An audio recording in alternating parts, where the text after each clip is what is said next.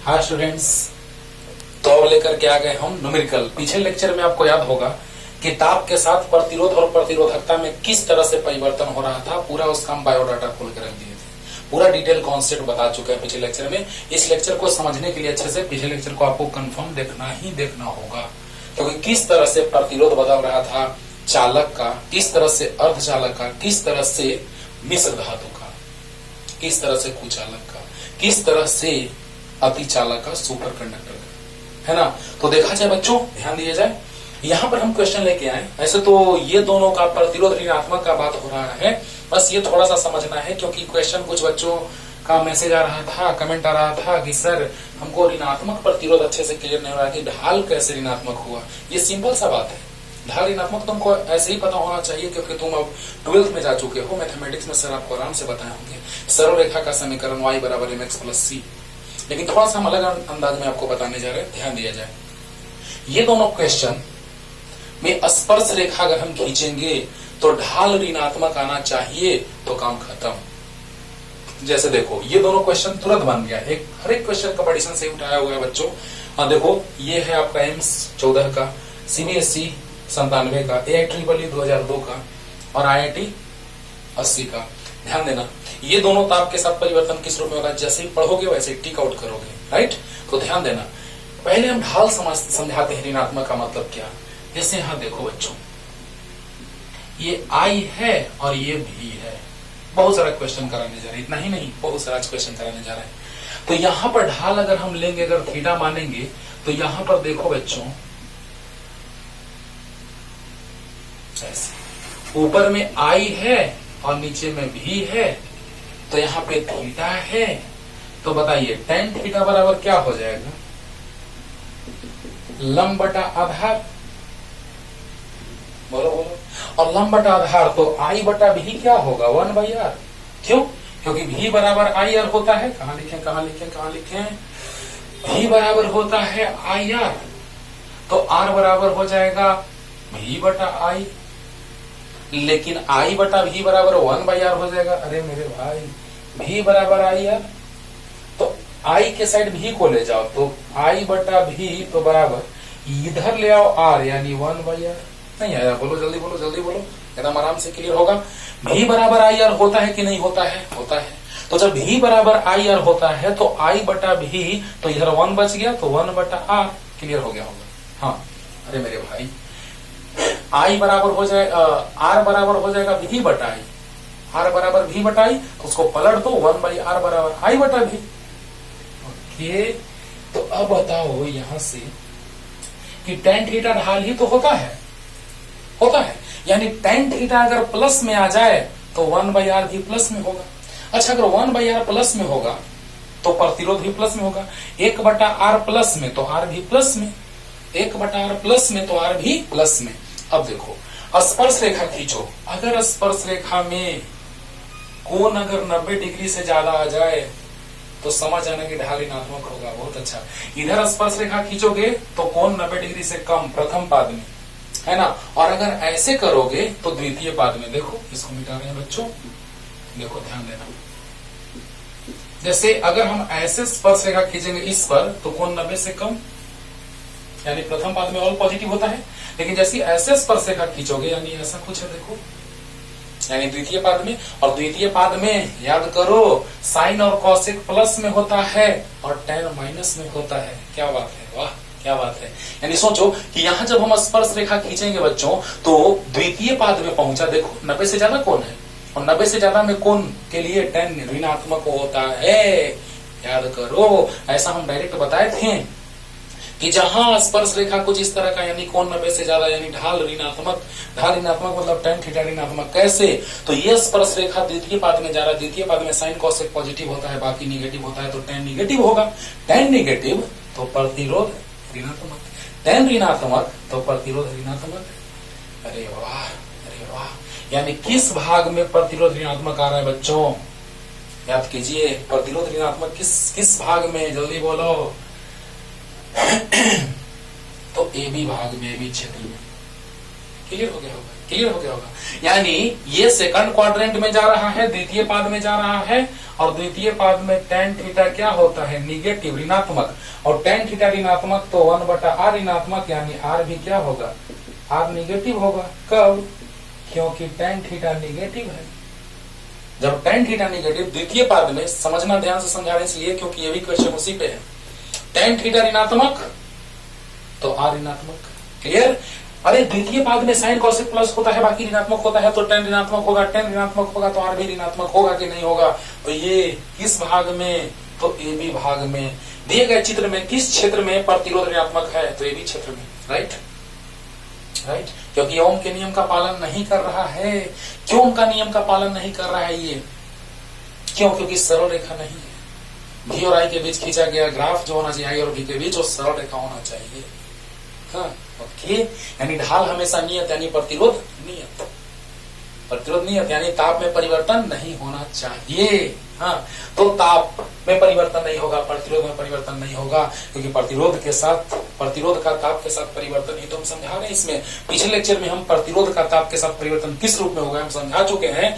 यहाँ पर भी देखो बच्चों, हाँ, यहाँ ग्राफ ही इस तरह का है, ताप का यहाँ कोई जिक्र ही नहीं किया है, वैसे ही प्रतिरोध में परिवर्तन हो रहा है, यानी कि ये चालक के लिए तो बात नहीं हो रहा है।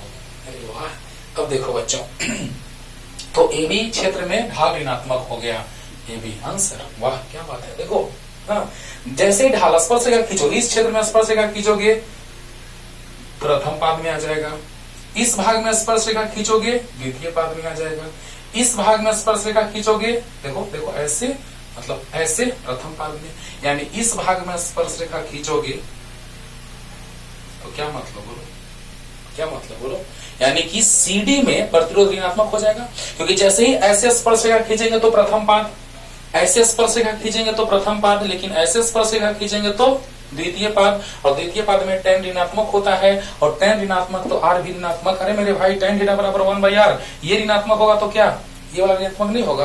होगा, आराम से होगा। अब बताओ बच्चों, दिए गए चित्र में किस क्षेत्र में प्रतिरोध ऋणात्मक है? तो CD में। क्लियर हो गया होगा, क्लियर हो गया होगा, CD में प्रतिरोध ऋणात्मक है। वाह, अब क्लियर हो गया होगा। जल्दी उतारो, जल्दी। अब देखो बच्चों, नेक्स्ट क्वेश्चन पे आ रहे हैं, जो बहुत जल्दी तुम आराम से बना लोगे, है ना। नेक्स्ट क्वेश्चन है, आप याद कीजिए कि चालक पदार्थ का प्रतिरोध ताप बढ़ने पर बढ़ता था और अर्धचालक का प्रतिरोध ताप बढ़ने पर घटता था। पिछले लेक्चर को याद करो। तो देखो बच्चों, ताप बढ़ाने पर चालक तथा अर्धचालक का प्रतिरोधकताएं, तो याद करो, ताप बढ़ाने पर चालक पदार्थ का प्रतिरोध या प्रतिरोधकता बढ़ता था, अर्धचालक का घटता था। वाह, तो ताप बढ़ाने पर चालक तथा अर्धचालक की प्रतिरोधकताएं, ध्यान दो। तो ताप बढ़ाएंगे तो चालक का प्रतिरोधकता बढ़ेगा, तो दोनों बढ़ेगा नहीं, अर्धचालक का तो घटेगा, दोनों घटेगा वो भी नहीं, क्रमशः बढ़ेगी घटेगी या घटेगी बढ़ेगी, अच्छा यही दोनों में से कोई हो सकता है। तो ताप बढ़ाने पर चालक तथा अर्धचालक की प्रतिरोधकताएं, तो चालक की प्रतिरोधकता बढ़ती है तो पहले बढ़ेगी और अर्धचालक की घटेगी, यानी कौन ऑप्शन? देखो बाबू, AI ट्रिपल में पूछा हुआ क्वेश्चन, एक से कभी IIT ट्रिपल का इजी क्वेश्चन, फिर टफ पे आएंगे। अरे वाह, ध्यान दो बच्चों, ताप बढ़ाने पर चालक तथा अर्धचालक की प्रतिरोधकताएं, तो ताप बढ़ाएंगे तो चालक का प्रतिरोध या प्रतिरोधकता बढ़ेगा तो बढ़ेगी और अर्धचालक की घटेगी। कौन ऑप्शन? सी। क्लियर? अब देखो, जस्ट उसी का उल्टा क्वेश्चन दे दिया है ना। यहां पर चालक तांबा चालक, अर्धचालक जर्मेनियम जो है उससे अर्धचालक का निर्माण होता है, यानी डायरेक्टली वो अर्धचालक के बारे में करा है। जर्मेनियम यानी अर्धचालक के बारे में पीछे हम लिखे थे, याद होगा, boron, aluminium, gallium, indium, thallium, carbon, silicon, germanium, stannum, plumbum, nitrogen, phosphorus, arsenic, antimony, bismuth. लिखे होंगे, लिखे थे होंगे, नहीं लिखे थे। तो याद करो, ताप बढ़ाने पर चालक का प्रतिरोध बढ़ता है, लेकिन घटाने पर घटेगा, क्योंकि 80 केल्विन कर दिया गया, 80 डिग्री सेल्सियस नहीं, कमरे के ताप से 80 केल्विन ताप तक ठंडा किया जाता है। अब बताओ, ताप बढ़ाने पर प्रतिरोध चालक का बढ़ता है, तो ताप घटाएंगे तो घटेगा, यानी उल्टा, जस्ट उसका उल्टा। ताप बढ़ाने पर चालक का प्रतिरोध बढ़ता है, तो ताप घटाने पर चालक का प्रतिरोध घटेगा, और अर्धचालक का ताप बढ़ाने पर प्रतिरोध, बोलो बोलो, अर्धचालक का प्रतिरोध ताप बढ़ाने पर घटता है, तो ताप घटाने पर बढ़ेगा।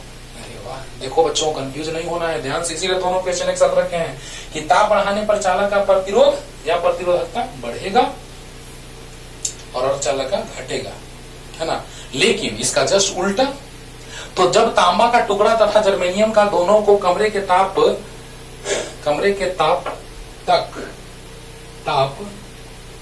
से, हाँ ठीक है, ताप से 80 केल्विन ताप तक ठंडा किया जाता है। यानी कमरा का ताप से 80 केल्विन ताप, 80 केल्विन मतलब प्रतिरोध जोड़ो इसमें, अगर डिग्री सेल्सियस में बदलोगे तो -273.15 घटाना पड़ेगा। अरे वाह, यानी कि बहुत बहुत कम ताप कर दिया गया, यानी ताप को घटाया गया तो चालक का प्रतिरोध घटेगा, यानी तांबा का घटेगा और अर्धचालक का बढ़ेगा, यानी जर्मेनियम का बढ़ेगा। वाह वाह वाह वाह वाह, क्या बात है। ध्यान देना बच्चों, लास्ट रिपीटेशन कर रहे हैं इस क्वेश्चन में कि ताप बढ़ाने पर चालक का प्रतिरोधकता या प्रतिरोध बढ़ता है और अर्धचालक का घटता है। उसका उल्टा, ताप घटाने पर चालक का प्रतिरोध घटेगा और अर्धचालक का बढ़ेगा। क्लियर हो गया IIT 80 का क्वेश्चन। जल्दी उतार लो और क्वेश्चन लेके आ रहे हैं, देखा जाए बच्चों, लेकर के आ गए क्वेश्चन, ध्यान से देखा जाए। ऐसा क्वेश्चन देखा होगा, हम बोले थे कि जब हम प्रतिरोध का ताप के साथ परिवर्तन पढ़ाएंगे तो ऐसा क्वेश्चन लेंगे, लेकिन वहां लिए थे R1 R2 लेके चले थे, याद करना देखना। अब यहाँ लेके चले, स्पेस छोड़े हैं कि ये भी और ये भी दोनों क्वेश्चन हैंडल करें। यहाँ पे IIT में पूछा है 89 में क्वेश्चन, I और V के बीच ग्राफ था, तो T2 और T1 में से कौन बड़ा है। तो लोग देख लेता है जल्दी में कि अच्छा ढाल ज्यादा तो T1 ज्यादा, नहीं, सोचो। और जस्ट उसका उल्टा V और I के बीच, यहाँ भी लोग कंफ्यूज करता है। देखो बच्चों, अभी बेसिक क्वेश्चन ये IIT का है लेकिन इजी लगेगा, अगले बार इसके बाद स्टेप बढ़ाएंगे तो क्वेश्चन का स्टैंडर्ड बढ़ेगा। अब देखो बच्चों, यहां पर दो चालक तार, सही बात है, I और V के बीच ग्राफ खींचा हुआ सरल रेखा, यानी चालक के लिए, है ना। जब बात करते हैं हम लोग ताप का, ताप जब नियत हो, ध्यान देना बच्चों, ताप जब नियत रहता था तो प्रतिरोध नियत रहता था, लेकिन अब हम लोग प्रतिरोध का बात कर रहे हैं और ताप का बात कर रहे हैं। तो कैसे क्या होगा, दो चालक तारों का अलग अलग तापों T1 तथा T2 पर I तथा V के बीच ग्राफ दर्शाया गया हो तो, ध्यान देना क्या कह रहे हैं जरा सा सोचो। T1 बड़ा होगा T2 से कि T2 बड़ा होगा T1 से, कि बराबर होगा कि T1 दुगुना होगा T2 का, देखते हैं। सबसे आसान तरीका है बच्चों, I को नियत मान लो, V को भी नियत मान के बनाओगे एकदम आंसर सेम आएगा, एकदम सेम आएगा। ऐसे V को नियत मान के बनाओगे, लेकिन I को नियत मानने से क्या फायदा है, V को भी नियत मान के समझा देंगे। V equal to I R, अब जरा सा सोचिए, जब V equal to I R होता है, उनके नियम से याद करो, तो V equal to I R जब होता है बच्चों, I को हमने क्या मान लिया, नियत। I को हमने क्या मान लिया, नियत। देखो I नियत मान ली, I देखो दोनों के लिए नियत बराबर है, दोनों के लिए बराबर है, नियत मान लिए। तो बताओ बच्चों, V समानुपाती होगा R का, होगा। तो बताओ कौन बड़ा है, जरा सा देखो तो, नीचे V है तो V2 यहां मान लेते हैं, T2 वाला में V2 और T1 वाला में V1। तो देखो तो V2 बड़ा है V1 से, इसलिए R2 बड़ा होगा R1 से। क्या बात है, ध्यान से समझना बच्चों, एकदम मजा आएगा, बहुत आसान लगेगा। IIT 89 का क्वेश्चन है लेकिन बहुत आसानी से हम बता रहे हैं आपको। और देखिए क्या होगा, V बराबर आई आर होता है कि नहीं होता है, I नियत मान लिए कि नहीं, तो V समानुपाती R का होगा कि नहीं होगा। अब बताओ कि T2 वाला के लिए V2 और T1 वाला के लिए V1 मान लिए, तो V2 बड़ा है V1 से, देखो आगे बढ़ेंगे तो V बढ़ेगा, ग्राफ में आगे बढ़ रहे हैं, V बढ़ रहा है। तो बताओ बच्चों, क्योंकि 0 से लेके आगे यानी बढ़ रहा है, तो V2 बड़ा है V1 से, तो बताओ समानुपाती है अगर V R का, तो V बड़ा है, V2 बड़ा है V1 से, तो R2 बड़ा होगा R1 से। अरे वाह, यानी अब बताओ कि ताप बढ़ने पर प्रतिरोध बढ़ता है चालक तार का। वाह, कौन है, तो चालक तार। बच्चों बताओ कि चालक तार का प्रतिरोध ताप बढ़ने पर, यहीं तक बनाए थे पिछले लेक्चर में, याद करो, पीछे बहुत पहले बताए हैं, ऐसा ग्राफ देखना, रेगुलर देख रहे हो तो तुमको पता होगा। चालक तार का प्रतिरोध ताप बढ़ने पर बढ़ता है, तो इसलिए R2 बड़ा है R1 से तो T2 बड़ा होगा T1 से। कौन ऑप्शन? वाह, कितना आसान है सर। आसान लगेगा बच्चों, अच्छे से पढ़ोगे तो आसान लगेगा। इसको भी वाला मेथड से भी बता रहे हैं तुमको, लेकिन वो भी वाला तुमको कंफ्यूजन होगा, उसमें व्युत्क्रमानुपाती होगा, इसलिए आपको टेंशन होगा, है ना। लेकिन उससे भी आंसर हम लाने जा रहे हैं तुरंत। बताओ, भी बराबर आई आर है तो आई नियत होगा तो भी समानुपाती आर का होगा। V2 बड़ा V1 से तो R2 बड़ा R1 से। समानुपाती है तो V2 बड़ा V1 से तो R2 बड़ा R1 से। ताप बढ़ाएंगे तो प्रतिरोध बढ़ता है, यानी R2 बड़ा है R1 से तो T2 बड़ा है T1 से। जल्दी उतार लो, एक मेथड बता दिए, सेकंड मेथड बता रहे हैं, जल्दी जल्दी फास्ट जल्दी। अब देखो बच्चों सेकंड मेथड, ये ग्राफ भी बना लेना जल्दी। अब देखो हम भी को नियत करने जा रहे हैं। अब क्या करने जा रहे हैं दोस्तों? भी को नियत, उसको तो एक ही मेथड से बताएंगे। आई को नियत करने में बड़ा आसान रहता है, आप सामने देख रहे हैं। देखिएगा भी को नियत किए है ना, कितना आपको परेशानी होगा, थोड़ा सा परेशानी होगा, उससे ज्यादा क्यों? क्या जरूरी है कि जब काम ऐसे पकड़ा रहा तो ऐसे क्यों पकड़े? कौन सेंस? अब बताओ बच्चों, यहाँ पे I1 हो जाएगा और यहाँ पे I2 क्योंकि I है। अच्छा, यहाँ भी नियत हो गया भी। अब बताइए भी बराबर IR, जल्दी बताओ जल्दी बताओ, भी बराबर IR। तो बताइए बच्चों कि जब भी बराबर IR आप देख रहे हैं, ध्यान दीजिएगा ध्यान दीजिएगा, भी बराबर IR है कि नहीं है?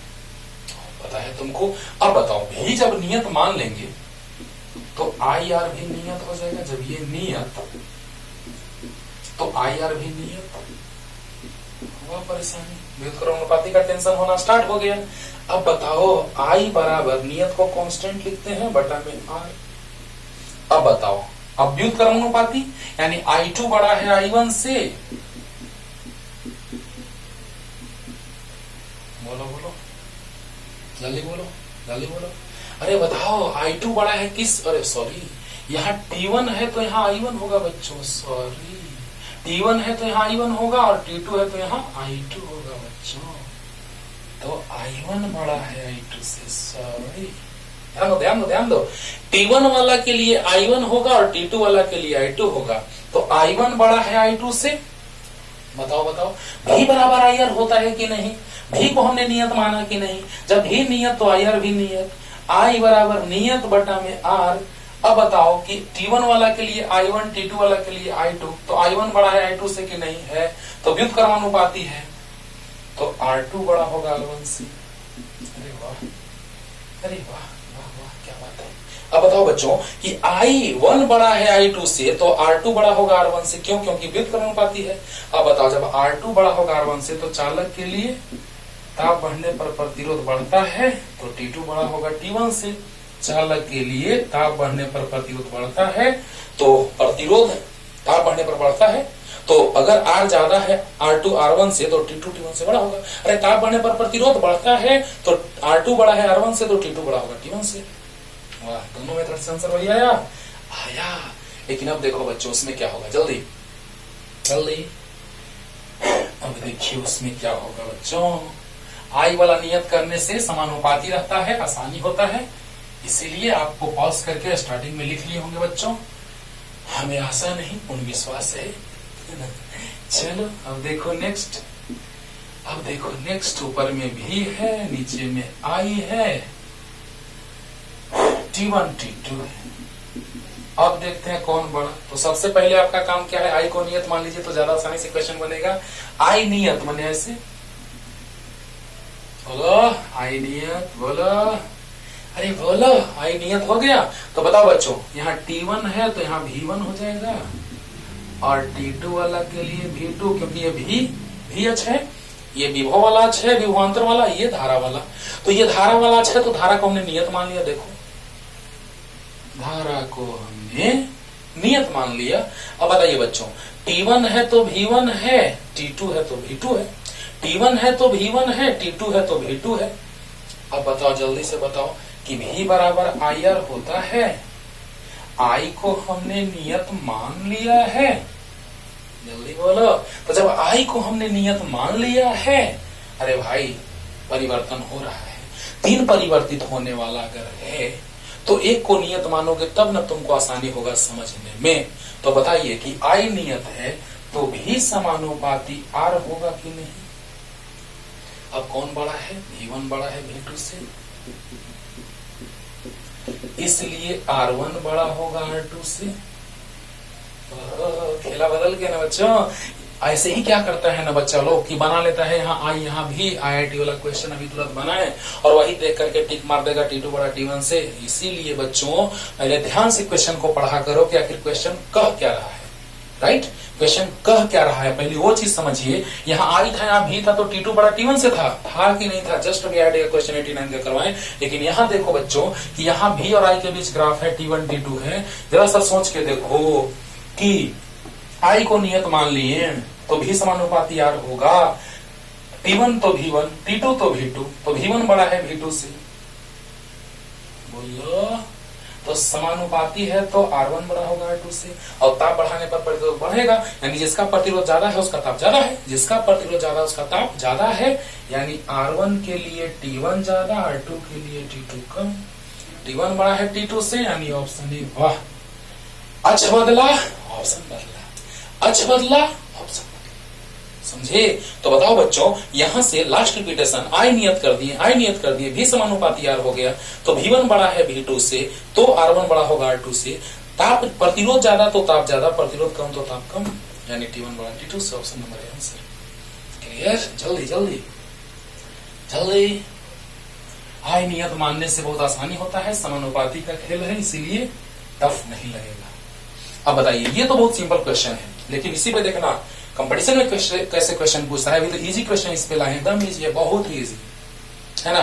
किस ताप पर किसी चालक का प्रतिरोध 0 डिग्री सेल्सियस ताप पर इसके प्रतिरोध का दुगुना। हाँ, तो मान लेते हैं कि T0 0 डिग्री सेल्सियस पर प्रतिरोध R0 और T1 कितना, किस ताप पर। अच्छा वही तो निकालना है, वाट। तो प्रतिरोध R1 मान लेते हैं क्या, दुगुना, यानी 2R0। देखो बच्चों क्वेश्चन पढ़ो ध्यान से। और अल्फा दिया है 0 डिग्री सेल्सियस ताप पर 4 गुना 10 का पावर -3 डिग्री सेल्सियस इनवर्स या प्रति डिग्री सेल्सियस। समझा चुके हैं पिछले लेक्चर में, मात्रक बीमा सब बता चुके हैं बच्चों। ये मात्रक ऐसा ही मात्रक केल्विन इनवर्स होता है, के इनवर्स। ऐसा ही मात्रक केल्विन इनवर्स याद करो, और बीमा के इनवर्स। तो किस ताप पर, तो T1 ताप पर किसी चालक तार का प्रतिरोध 0 डिग्री सेल्सियस ताप पर इसके प्रतिरोध का, तो 0 डिग्री सेल्सियस ताप पर प्रतिरोध R0 है का दोगुना हो जाएगा। यानी किस ताप पर प्रतिरोध 0 डिग्री सेल्सियस ताप के प्रतिरोध का दोगुना हो जाएगा। क्वेश्चन पहले समझिए, बन गया। किस ताप पर प्रतिरोध 0 डिग्री सेल्सियस ताप पर वाले प्रतिरोध का दोगुना हो जाएगा। तो बताइए बच्चों, ये तो सिंपली फॉर्मूला लगा देंगे। फॉर्मूला होता है R2 बराबर R1 into 1 plus alpha T2 minus T1 delta T। अब बताओ R2 का काम R1 कर रहा है और R1 का काम R0 कर रहा है, तो यहाँ पे T1 T0। बोलो, जब ताप T0 तो प्रतिरोध R0, जब ताप T1 तो प्रतिरोध R1।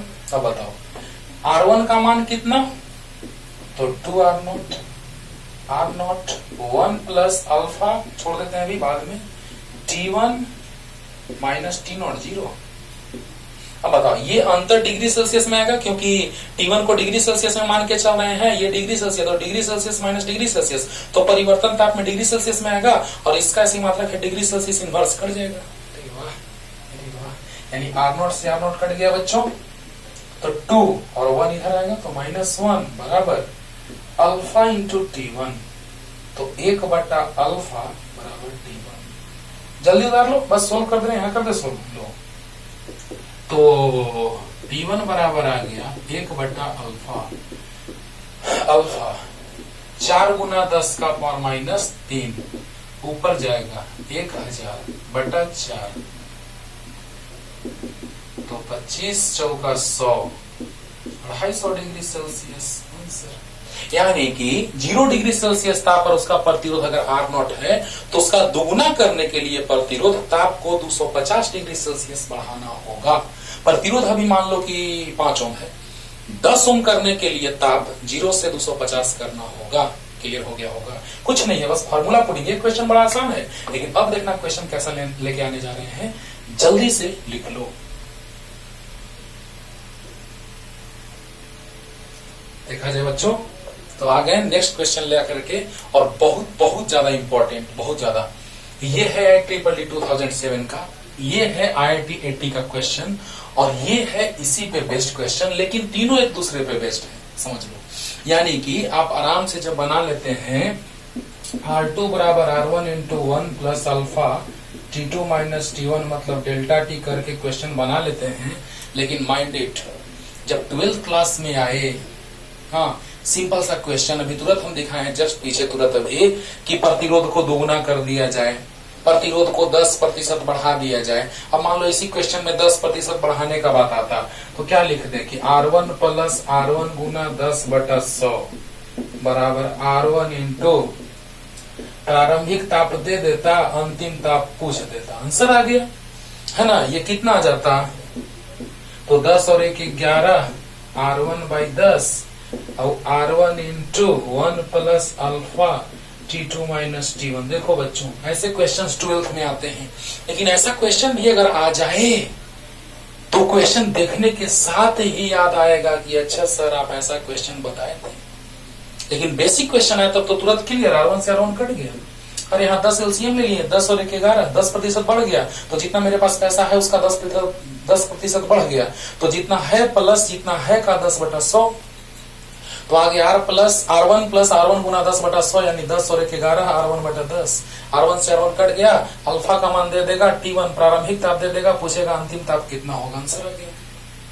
बोला यानी प्रारंभिक प्रतिरोध का अगर 10% बढ़ जा रहा है, प्रारंभिक प्रतिरोध से अगर प्रतिरोध 10% बढ़ जा रहा है, तो बताओ बच्चों कि 10% बढ़ गया तो इतना हो गया, R1 से R1 कट गया, प्रारंभिक ताप दिया है, अंतिम ताप पूछ रहा है, अल्फा का मान तो दिया ही रहेगा। सोचो कितना आसान क्वेश्चन है, यानी कि 12th लेवल का क्वेश्चन वो है। ओके, लेकिन ये आ गए हम लोग IIEEE 2007 का, उसी पर आधारित ये, और IIT 80 का। देखो कैसे एक फॉर्मूला तैयार करें, जो पिछले लेक्चर में आपको समझाए हैं। पिछले लेक्चर में आप याद कीजिए, जब ताप 0 डिग्री सेल्सियस था तो प्रतिरोध हमने R0 माना था। हाँ, जब ताप T1 था तो प्रतिरोध R1, और जब ताप T2 तो प्रतिरोध R2। याद करो, ऐसा कुछ माने थे, और प्रतिरोध ताप गुणांक अल्फा माने थे। याद करो बच्चों जल्दी, जब ताप 0 डिग्री सेल्सियस तो प्रतिरोध R0, जब ताप T1 तो प्रतिरोध R1, जब ताप T2 तो प्रतिरोध R2, क्योंकि ताप बढ़ाने पर चालक का प्रतिरोध बढ़ता जाता है। याद है? तो बताइए, जब इन दोनों में संबंध लाए थे तो याद करो, R1 बराबर R0 into 1 plus alpha T1 minus T0 zero किए थे। याद करो, अरे R1 है यहाँ, तो यहाँ T1 होगा, यहाँ R0 है तो यहाँ T0 होगा, T0 जीरो है। बोलो R1 बराबर R0 into 1 plus alpha T1 minus T0। Clear हो गया होगा। अरे इन दोनों को लेके चले हैं तो R1 बराबर R0 into 1 plus alpha T1 minus T0, T0 zero है। उसी तरह से अगर हम इसको लेके चलेंगे, जब इसको लेके चले तो ये आया, और जब ऊपर वाला और नीचे वाला को लेके चलेंगे तो ये आएगा R2, T2 और T0 है तो R2 R0 होगा, और 1 plus alpha T2 minus T0 हो जाएगा। एकदम क्लियर हो गया होगा। R2 R0 तो T2 T0, राइट। अब जब भाग दिए थे बच्चों तो आया था संबंध R2 बटा R1। याद करो, R2 बटा R1 बराबर R0 1 प्लस अल्फा T2 और R0 1 plus alpha T1। R0 से R0 कट गया, ये ऐसा ब्रह्मास्त्र फॉर्मूला तैयार हुआ कि मत कहिए, है ना। यानी कि R2 बटा R1 1 प्लस अल्फा T2 बटा 1 प्लस अल्फा T1। और ये ऐसा फॉर्मूला है बच्चों की इस तरह के क्वेश्चन जो दिखाई दे रहे हैं इससे बन जाएगा। तो लिख देते हैं फॉर्मूला साइड में, लिख लो। ऐसे हम बनाए हैं, पिछले लेक्चर में समझाए हैं बच्चों लास्ट में, जल्दी।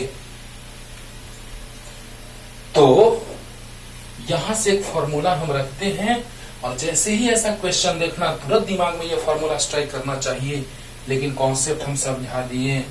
R2 बटा R1 1 प्लस अल्फा T2 बटा 1 plus alpha T1। Marvellous formula, लाजवाब फार्मूला, राइट। अब चलिए बनाते हैं बच्चों। कह रहा है कि 50 डिग्री सेल्सियस ताप पर तार का प्रतिरोध 5 ओम तथा 100 डिग्री सेल्सियस ताप पर 6 ओम, तो 0 डिग्री सेल्सियस ताप पर तार का प्रतिरोध होगा। अरे वाह, आ गया वही बात आ गया। R0 से R0 कट गया था। अब बच्चों बताओ, R1 का काम T1 का काम ये कर रहा है, T2 का ये, हाँ, और T0 का ये, R1 का ये, R2 का ये, तो R0 निकालना है। अरे वाह वाह, क्या बात है। और अगर E बन जाएगा तो उसी पर ये बन जाएगा। तो हम डायरेक्ट पहले इसी को समझा देते हैं बच्चों। देखो R2 बटा R1, देखो 20 डिग्री सेल्सियस ताप पर प्रतिरोध 90 है, तो प्रतिरोध R1 90 है। कितना ताप पर?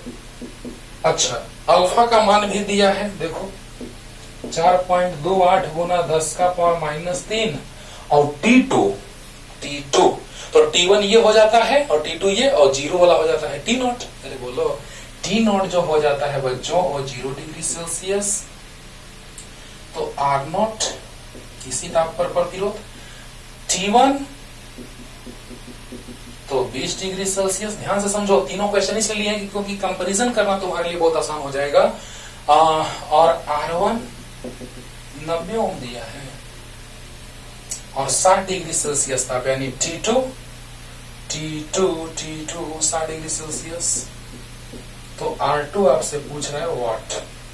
अब बताओ जो फॉर्मूला हमारा आया है उसमें T0 घटाएंगे तो कोई दिक्कत नहीं है। हाँ, R0 आता था, T0 घटता था इसमें से, दोनों में से, तो 0 घटेगा तो कोई फर्क नहीं पड़ेगा। T2 minus T0, T1 minus T0, तो 0 घटेगा तो कोई फर्क नहीं पड़ेगा। R0 से R0 कट गया था। अब बताओ बच्चों, T2 जो ताप है, देखो ध्यान से देखो, 0 T0 माने हैं, ये अल्फा है, वाह। R0 नहीं पता, T1 20, तो प्रतिरोध R1 90, T2 नहीं पता, वही तो निकालना है। अच्छा, T2 दिया है तो हमको T2 पर प्रतिरोध R2 निकालना है, राइट।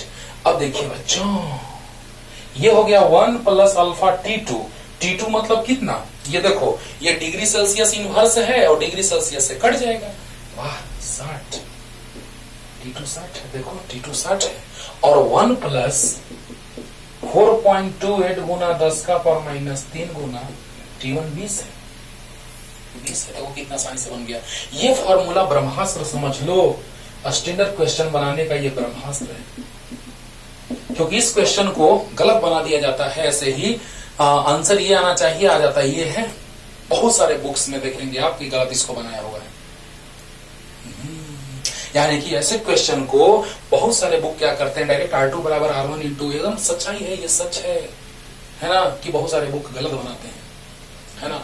तो इसीलिए बच्चों ध्यान से सुनना कि R2 बराबर R1 into 1 plus alpha delta T से जब हम बनाएंगे क्वेश्चन को, तो ध्यान से सुना जाए कि उससे बनाएंगे तो ये गलत हो सकता है, लेकिन जब हम इससे बनाएंगे, क्योंकि 0 डिग्री सेल्सियस को सोचो कि यहाँ पे जो दिया हुआ है प्रतिरोध ताप गुणांक, हम लोग 0 डिग्री सेल्सियस पे दिया हुआ है, हम लोग सोच कुछ और लेते हैं और गलत हो जाता है क्वेश्चन, है ना।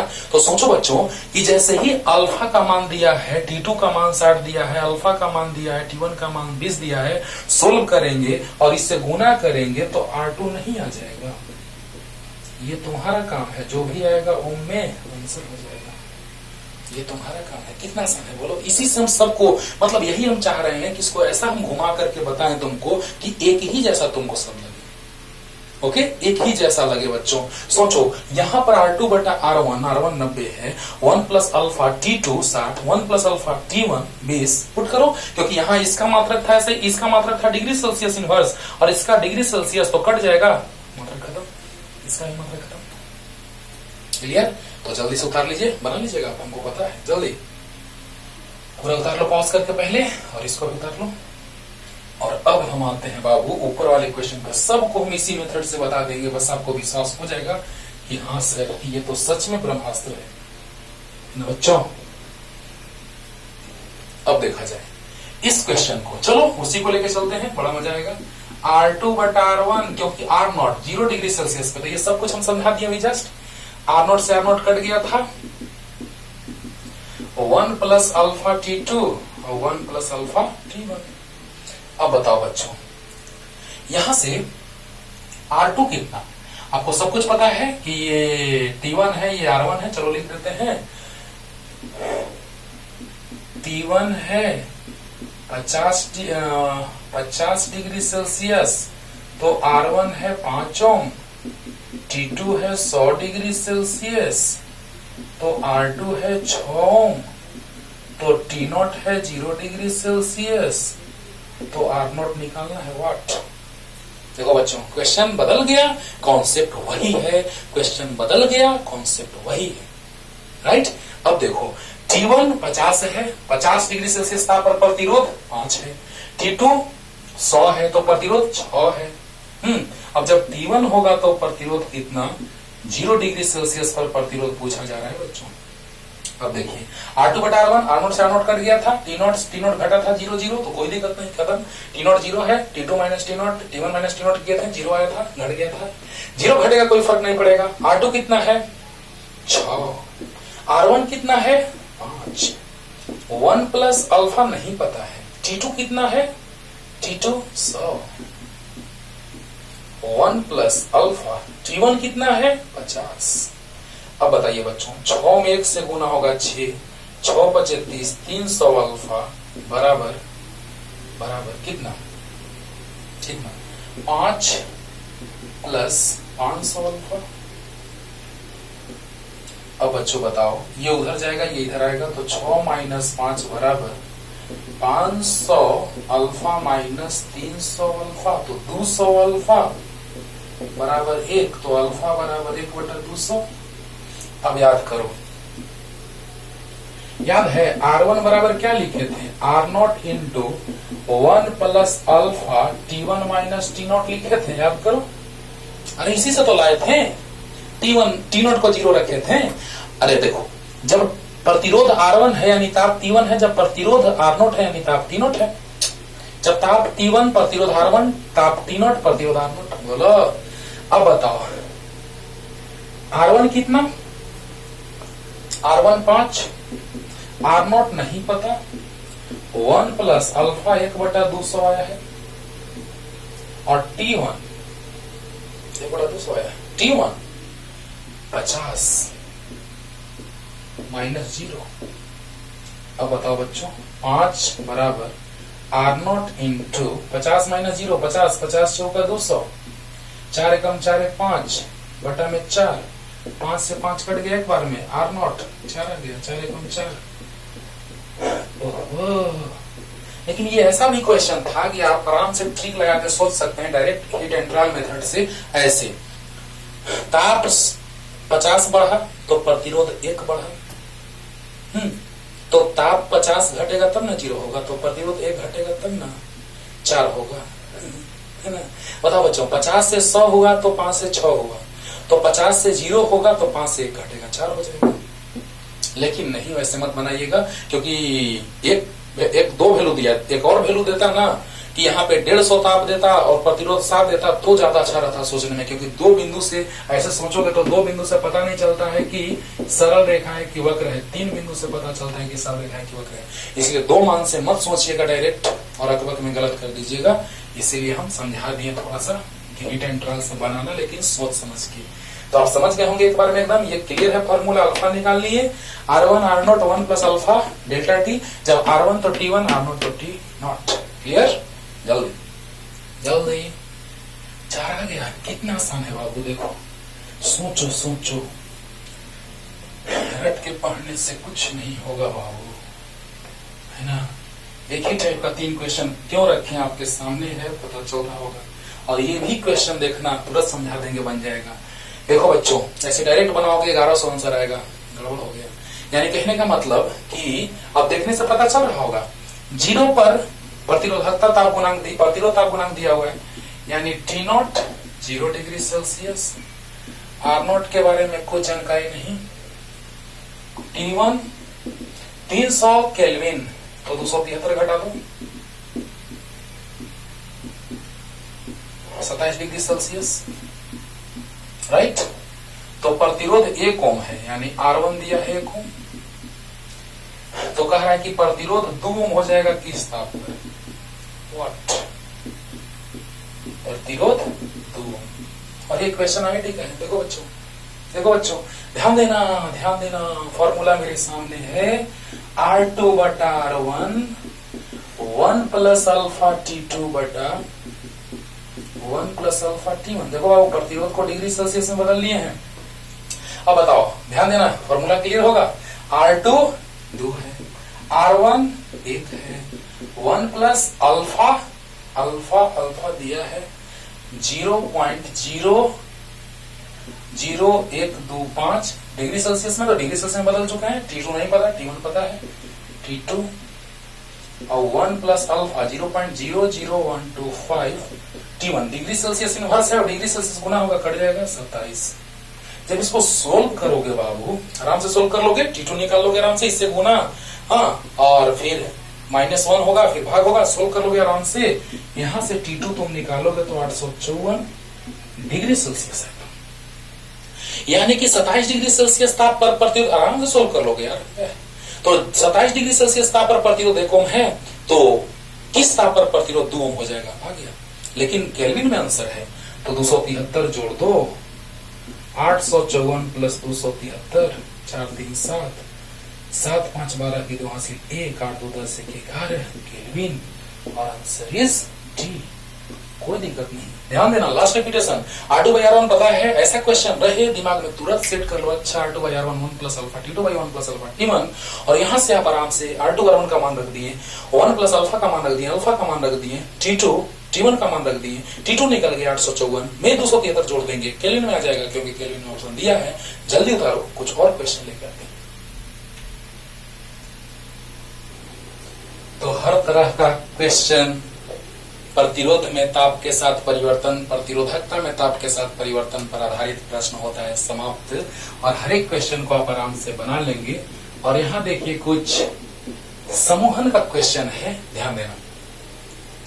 तो 2 समान व्यास के तारों की प्रतिरोधकताएं ρ1 तथा ρ2 और लंबाई क्रम से x1 x2 है। यदि तारों को श्रेणी क्रम में जोड़ा जाए तो युग्म की तुल्य प्रतिरोधकता होगी। वाह, श्रेणी क्रम समूहन ऐसे आप 10th में पढ़े हैं बच्चों, हाँ, कि श्रेणी क्रम समूहन में होता है RS बराबर R1 प्लस R2, बस इतना याद रखो, है ना। अरे बोलो, 10th में तुम पढ़ा है कि श्रेणी क्रम में होता है क्या? R1 plus R2। लेकिन हम ऐसा समझा चुके हैं पीछे भी, लेकिन तुरंत अगला लेक्चर उसी का होगा। अरे वाह, तो ध्यान दो बच्चों, यहां पर 2 चालक तार है जिनका व्यास समान है, यानी कि त्रिज्या भी समान होगा, क्षेत्रफल भी समान होगा।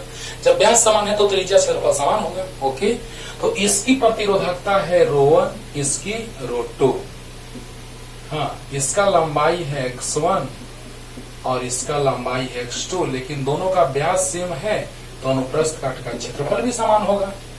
अरे क्षेत्रफल πr² होता है, अनुप्रस्थ काट का क्षेत्रफल πr² होता है कि नहीं होता है? होता है बच्चों। तो बताइए ρ1 ρ2, देखो 2 समान व्यास मतलब त्रिज्या समान, क्षेत्रफल समान, क्लियर। अब बताओ कि तारों की प्रतिरोधकताएं ρ1 तथा ρ2 और लंबाई क्रम से x1 तथा x2 है। यदि तारों को श्रेणी क्रम में जोड़ा जाए तो युग्म की तुल्य प्रतिरोधकता होगी। 4 ऑप्शन दिया हुआ है, IIT 2001 का क्वेश्चन, राइट। तो बताइए बच्चों, RS बराबर होता है R1 प्लस R2, समांतर में रहता तो 1/Rp बराबर 1/R1 प्लस 1/R2। यही क्वेश्चन अगर समानांतर क्रम में दे देता तो कैसे सोल्व करते? आराम से तुम्हारा होमवर्क है, कमेंट करना। अरे कुछ नहीं, 1/Rp बराबर 1/R1 प्लस 1/R2 कैसे सोल्व करें वैसे करना, आराम से आंसर आएगा। ओके, अब बताइए RS, R बराबर होता है ρL/A, तो ρS L। अब बताओ पूरे तार का अगर हम बात करें, समतुल्य तो पूरा होगा, तो समतुल्य यहां से यहां तक का बात किया जाएगा तो समतुल्य का लंबाई हो जाएगा कितना? x1 प्लस x2, यानी ρL/A होता है। बोलो एक एंडर है, चलो एक एंडर बढ़ाते हैं। रो इक्विवेलेंट L इक्विवेलेंट बाई समतुल्य बाई A इक्विवेलेंट बराबर बराबर रो एल बाई ए। तो क्षेत्रफल समान है क्योंकि व्यास समान है, त्रिज्या समान होगा, क्षेत्रफल समान होगा, तो क्षेत्रफल में कोई परिवर्तन नहीं होगा। अब चलो R1, तो रो1 L1 इसका लंबाई x1 है, रो एल बाई ए क्षेत्रफल वही रहेगा। दूसरे के लिए रो2 L2 माने x2 बाई ए। क्यों क्षेत्रफल में परिवर्तन नहीं कर रहे हैं भाई? वाई इसलिए बच्चों कि जैसे ही दो समान व्यास कह दिया तो पता चल गया कि त्रिज्या भी समान होगा, क्षेत्रफल भी समान होगा। तो बताओ RS बराबर होता है R1 प्लस R2। RS बराबर RS समतुल्य है, श्रेणी क्रम, दोनों श्रेणी क्रम में जोड़े समतुल्य है, तो R बराबर होता है रो एल बाई ए।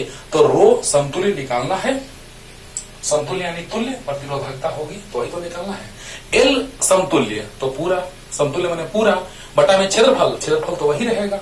दोनों का क्षेत्रफल यहां से वहां तक चलेंगे तो जब व्यास वही है, त्रिज्या वही होगा, क्षेत्रफल वही होगा। अरे वाह, तो क्षेत्रफल वही R1, तो रो1 L1 बाई A1 माने ए, रो1 L1 माने x1 ए माने ए, प्लस R2, तो रो2 L2 माने x2 बटा A2 माने ए।